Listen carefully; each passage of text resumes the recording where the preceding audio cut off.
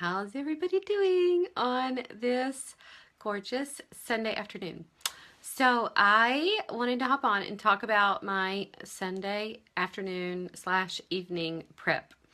I love Sunday evenings because of this thing that I've been doing for several years, and I want to tell you all about it and how it doubles my productivity and how it reduces my stress and all that. So if you feel like this is something that your friends or your sisters or your moms might enjoy, just share it out or tag them in the video and I'll be so grateful. My name is Edie Wadsworth and I'm a lifestyle blogger at Life in Grace, author of All the Pretty Things spiritual memoir, and creator of the online course called Overflow. So thanks so much for joining. I see some of you are here now. So we are going to get right into this. This is going to be like a work session. So I think you should maybe take notes. If you are new to planning and that kind of thing, don't feel like, oh, I have to be like a super organized person to do this. Do not be scared. If I can do this, anybody can do this. I am a very blue personality, so I'm spontaneous and fun, and I don't like to do things that hem me in. And so even the idea of planning used to give me the heebie-jeebies because I didn't want to commit to a certain thing because something better might come along. And then, I started homeschooling my girls. I started working from home, and it became important to figure out how to manage my time, because if you do a job where you go in to work and you do a job like that, I think when I used to do that, I think it's easier to manage your time because somebody's telling you what you have to do to manage your time. So, hi, welcome. You guys tell me where you're joining from. I see some of you are here, but I don't see your pretty little names. So I had a hard time when I was transitioning from working a job where the hours were kind of already predetermined. And then I started working from home, which means that you have a lot of leeway, and that can be dangerous for a person like me, because I'm the type of person that if I get a better offer, I'm supposed to do this, but if somebody invites me to lunch, it's been really hard for me to learn how to be really productive on my own without somebody else imposing that on me. Hi, Melissa. I know it is hard, isn't it? And so when I was homeschooling my girls, one of the things that I started back then, which I've kept up for a long time, several years, was called this Sunday planning, Sunday prep, Sunday evening prep. And I started doing it because, hi, Leanne. Oh, welcome. It's your first time. Hi, Miss Donna. I didn't know you were in Kentucky. That's awesome. You're not far from me. So when I first started homeschooling, I did this because when you're homeschooling and Monday morning comes and the kids are crawling all over you, you need to go into Monday with a plan. And so I started doing this as a way to survive Monday with my girls staring at me like, what are we doing? What are we eating? What should we read? What are we, where are we going? And it really made a huge difference, because if I started Monday with a firm plan, it just made the rest of the week go by so much smoother, so much easier. Oh, hi, sweetie Ruth Ann. It's so good to see you.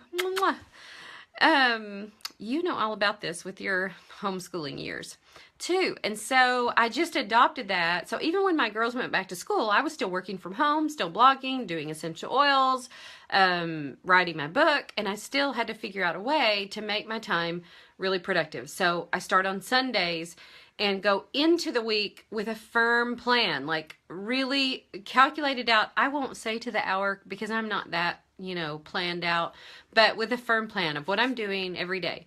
So we're not going to talk about this now. I am going to talk about this at some point, but one of the things I love to do is I get my meals in order. So I do like a food prep. So I take, and I have been doing this for a while, but I tell you who inspires me in this way more than anybody else is Kendra, who blogs at the Lazy Genius Collective, I think it's called. And she does this, and I stalk her Instagram like, oh, let me see what she's food prepping. So it's just taking a bunch of stuff out of your fridge or, that's about to go bad or that you need to do something with, and just cook it up, roast it, chop it, get it in containers that make it easy to eat. And then I look at what I'm going to cook for the week. So we do Blue Apron, so we get a few of our recipes from there. So I look at what I'm cooking for the week and what of that can I pre-prep. While I'm roasting, is there other things that I can roast? Like today I roasted butternut squash and sweet potatoes and Brussels sprouts, and I just did it all at the same time. I cooked up a bunch of bacon. I cooked up a huge container of rice because 2 of our recipes this week have rice, so that's pre-cooked. Started some muffins to just have for breakfast and snacks. Just as much as you can. Take a couple of hours on Sunday and prep it up so that some of your meals are like kind of ready to go, and it's so empowering. You feel like a superhero. Like it's almost Halloween and I feel like I should have a cape because I spent a couple of hours, probably an hour and a half today doing that. I go into the week not so stressed about food. It does save a lot of money, Miss Melissa, because you're not throwing stuff away. You're rescuing your food at the last minute and doing something with it. Like we had a bunch of apples today that we needed to do something with, so I just cooked them all up. So now we have cooked apples. I'm telling you, I'm not even hungry tonight because I've been eating all the roasted Brussels sprouts and roasted squash and little bits of bacon and the cooked apples. So I've been snacking on all the food I cooked today. But it's so cool. You feel there's something so, I don't know, just dare I say, satisfying about doing that. It's like saving your food from destruction. And then you're eating healthier because you've got something that you can quickly grab. It's like fast food. So this video is not even about that, but I just want to tell you that that's part of what I do on Sundays. And then the next part is the part we're going to talk about today, which is prepping your week. So let's talk really quick. Let me tell you how this started for me. I have a tendency to take on 3,000 things at one time and have anywhere from 50 to 65 things on my to-do list in a day. I seriously have a problem. I think that I can get way more done than I can get done. And so I used to make a big, giant, long to-do list that nobody in the world could do. And then I feel, like defeated because at the end of the day, I only got 17 of them done instead of 30 of them done. And I started taking time management and productivity courses. I've taken several. Just in the last year, I've probably taken 3 or 4. And last year, I took several. So I'm really, really interested in how to make the most of time and how it's such a precious commodity. And honestly, although I'm busy with what I do, I want to have time to cook food. Cooking food to me is really, really important. And I don't want to throw that out because my to-do list is so long. So every day when it's time for that, I just put my work away, put on an apron, glass of wine, and start my food prep. It's really important to me. I don't want to give up on exercise. That's really important to me. I want to spend time with my family. So when I look at my bigger priorities, but then all the things that I want to accomplish, in my business or on my blog or whatever, it feels like it feels like it's impossible. So I started taking these courses in order to help myself figure out how can I get the most done in the least amount of time so that I can do the important things for my people and with my family without resenting it. You know what I mean? Like without going, ugh, now I have to do this because you people are always hungry. I don't want to do it in a resentful way. Oh, honey, Ruth Ann, earrings are never off topic. Okay, these are my favorite. I have multiple pairs of them from this lady. She has a website, an Etsy shop called Pure Soul Holistics, and she has the best jewelry. And you can also put oils back here because they're leather. So anyways, I love them. Cassie, bullet journaling is freeing up so much space. Yes, I'm going to talk about that in just a second. Tanya says she needs to make time for exercise, and you've been doing better on food prep. Awesome. So I didn't want to give up those things, but if you spend an hour doing your exercise in the morning, it cuts into your work day. And then, before you know it, it's time to get the kids from school. So I wanted to figure out a way to get the things done that I wanted to get done, but not feel stressed and resentful when all the other stuff started encroaching on it. Do you know what I mean? And so several of the courses I took had a lot of things in common, and so I just have pulled from them like things that will work for me. I can tell right away, like if somebody's way too detailed in their like goal setting, you know, productivity, I check out, because I'm a big picture person. I'm not a super detail oriented person, and so it has to be something for me that I can totally like visualize and go, oh yeah, I could do that. And this to me was that way.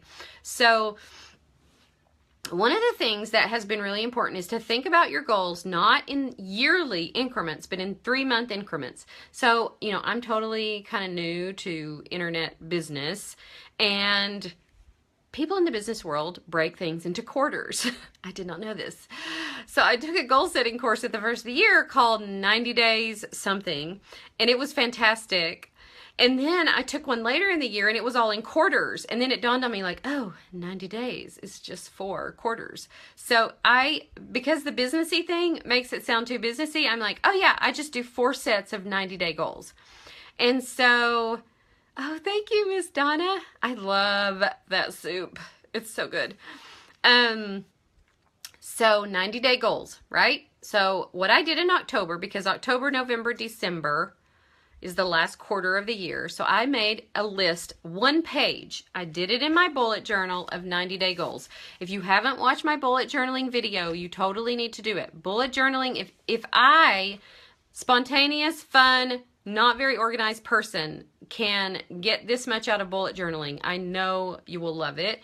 My video on that is at bulletjournalingformamas.com. If somebody could type it in, that would be so awesome. So don't go watch it right now, but watch it later tonight, because I think it will help you. Watch that video and this video, those 2 videos, you're going to be well on your way to some awesome productivity during the week. So I made my 4th quarter goals. I will show them to you in my bullet journal. And where are they? Hold on. 4th quarter goals. I used a little washi tape to make my bullet points, and I didn't have very many. So the courses that I've been taking on goal setting are like, for the 90-day thing, pick one major focus. What's your major focus for those 90 days? And then pick 2 or 3 other things. Don't pick 30 things, because what happens is when you split your focus in a bunch of different directions, you don't get very much done. You get a little bit done here, a little bit done there, a little bit done here, instead of getting one thing way pushed forward. So let me tell you what that was for me this quarter. I have been doing the business side of Young Living for almost 2 years. Yeah, 2 years. 2 years. Almost to today. And I was trying to hit a certain rank. It's called Platinum. I was trying to hit that rank by December. So that was on my 4th quarter goals. Okay? So hit this rank by December. So I was focusing on that.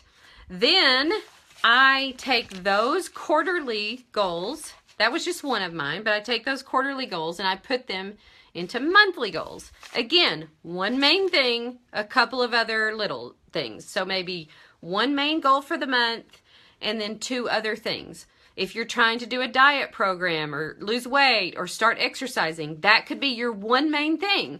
And with you focusing all your intention and your energy on that one main thing, it's very powerful.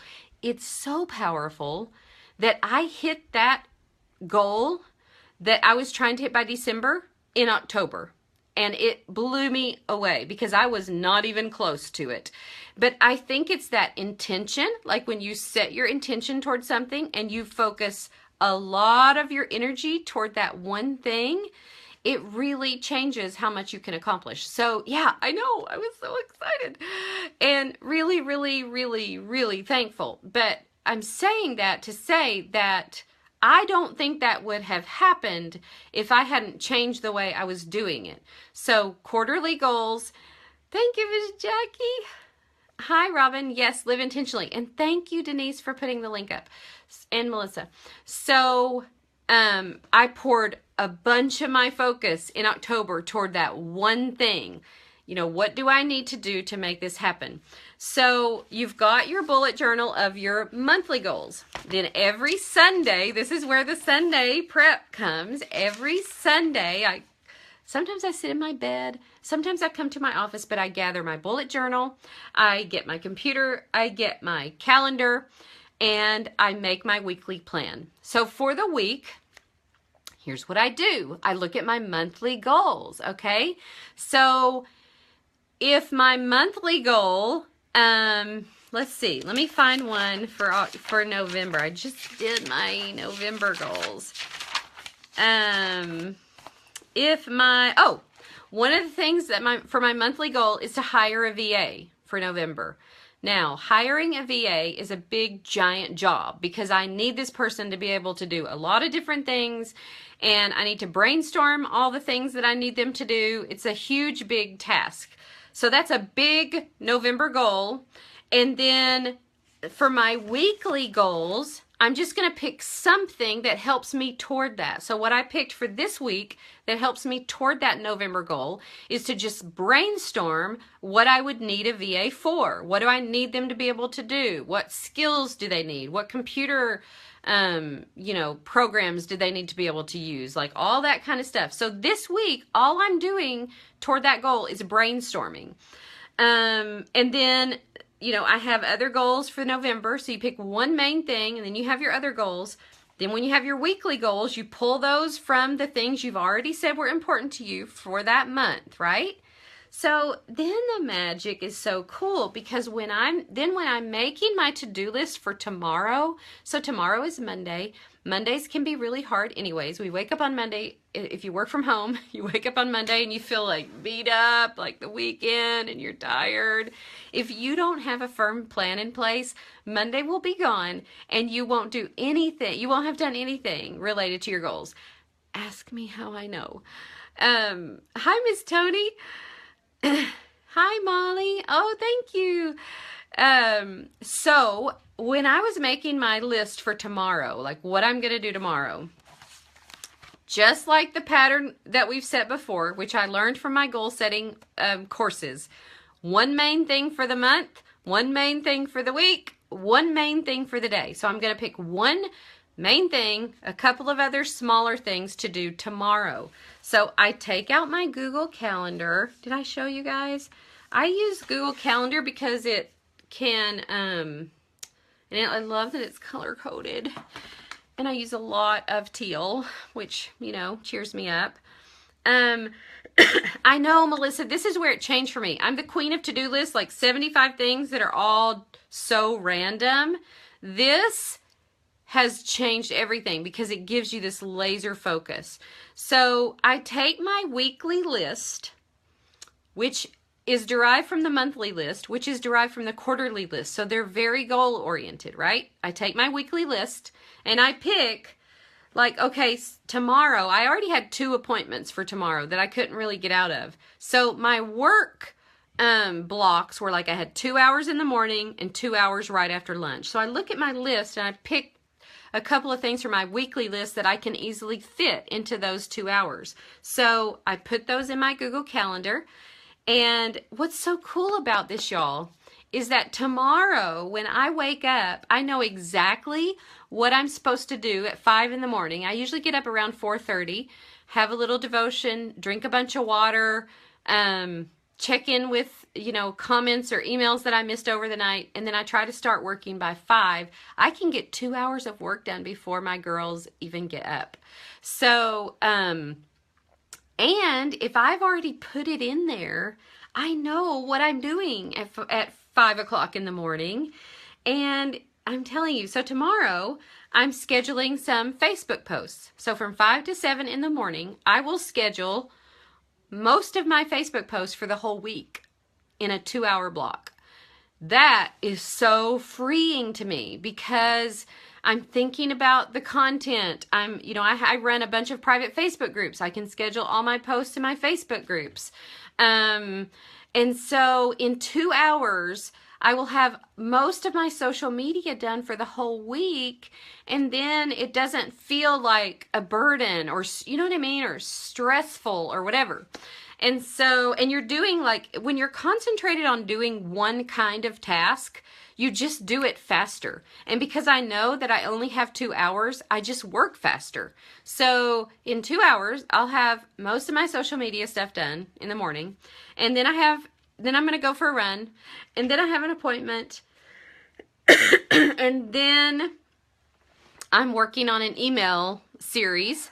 So for 2 hours tomorrow afternoon, I work on the email series. So I already today know everything that I need to do tomorrow. And when I finish tomorrow, it will feel like I accomplished things. I don't have 47 things on my to-do list tomorrow. I really only have 3 or 4. But getting those done will really, it's energizing. It'll energize me. Whereas I used to put like 50 things on the list that were kind of like not related to anything. And like I said, I would get some of them done, but then I end the day feeling like there's so many more things I didn't get done, right? Whereas this method allows me to focus on a few things and accomplish those, not put too many things on the list, a few things that move the needle for me. So, Tony, you bought an Anthro apron. Aww. Aprons help everything. I wore my apron all afternoon today while I was doing my food prep, and it just makes me happy. And I'm sure that it makes the food taste better. So yay for you. So what I do is I take my weekly list from my bullet journal, and it only has about 10 or 12 things on it. Do not make your weekly list have a million things on it. We put stuff on the list knowing that we can't do it all. So 10 or 12 things that move the needle in my life or in my business or for the people I love, 10 or 12 things. I take those 10 or 12 things, I look at my Google Calendar. I have my Google Calendar set on weekly mode so I can see the days of the week. I add those 10 or 12 things in where it fits. You know, like if I have a 2-hour block and I have a task that's a 2-hour task, I just put them in where they fit. Linda, but you look put together. When is your personal care?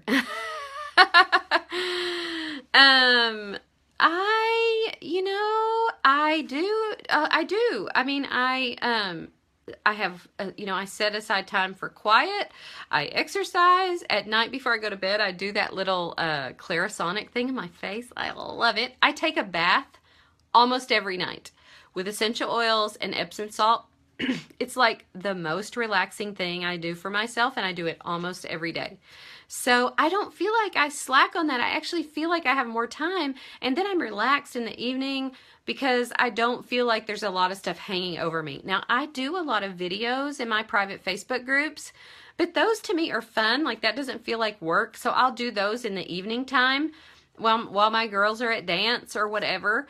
So I do sometimes work at night, but it doesn't feel like work because it's just fun. So I'm talking about those hours, during the day that I need to account for, that I need to get my big work done. Deep work, they call it. Like things that take longer than just, 5 or 10 or 30 minutes to do. Yes, they do, Miss Linda. Oh, you're going to make one of the soups this week? That's awesome.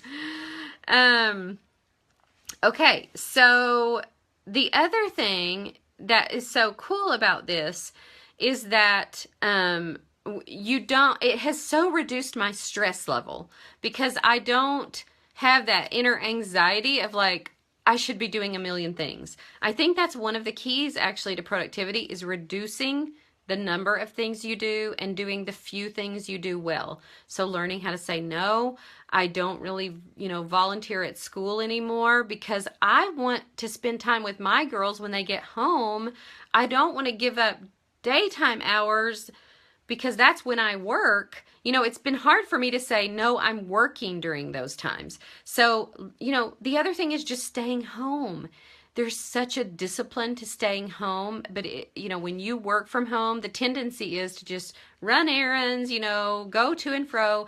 And I really try to group all that together so that when I go out into town, like say, and I try to have lunch with a friend like once a week. So when I'm going to do that, I'll try to schedule my errands like near that time so I can group it all together. So I stay home a lot is what I'm saying. And I think if you work from home, if you homeschool, you got to stay home to get the stuff done, you know? And if you're always running in and out, I feel like it stresses you out. You spend more money. I don't know. I just think staying at home and grouping your errands all together is great. I also, Leanne, you fell asleep in the tub. Oh no. I always listen to podcasts, or I take a lot of online courses. So I'll listen to courses or listen to podcasts while I take a bath. And I also do that while I'm getting ready. So I'll just put in headphones and listen to podcasts while I'm putting on my makeup and drying my hair and all that. I do not like to waste time. So I like to make every second count. But then, okay, so here's the beautiful thing. I got a lot of stuff done last week. I did a lot of work in my essential oils, with my essential oil stuff. I helped a few people with their, rank up. I ranked up. It was like crazy busy week in oils last week, but I took all of Friday off. So I worked hard for 4 days. I took all of Friday off. I went and jailbroke one of my aunts out of the nursing home and picked up my other aunt, and we went to lunch and we went shopping and we had a great day. And then I basically took the rest of the weekend off. I started knitting an Afghan, which I now want to set on fire because somehow I ended up dropping 2 stitches. And now I got to take the whole blimey thing out, I think. Thank you, Angela. So what I'm saying is I worked hard for 4 days using this method. I took Friday and the rest of the weekend off. I did a lot of knitting, a lot of sitting on the porch, a lot of listening to stuff I wanted to listen to. You know what I mean? And I feel like because I know I want to take time off, I just work harder and more focused when I work. Way, way, way more focused. So try to limit the distractions, get somewhere quiet, put your phone on airplane mode. And when I'm working hard. So anyways, I hope that helps. And again, if you haven't watched the bullet journaling video, you go to bulletjournalingformamas.com and it'll teach you how to keep, it just keeps me so much more organized. I have a place to write down all my brainstorming. I take notes at church because I find that having the word in my bullet journal keeps me centered. It keeps me remembering what's really important.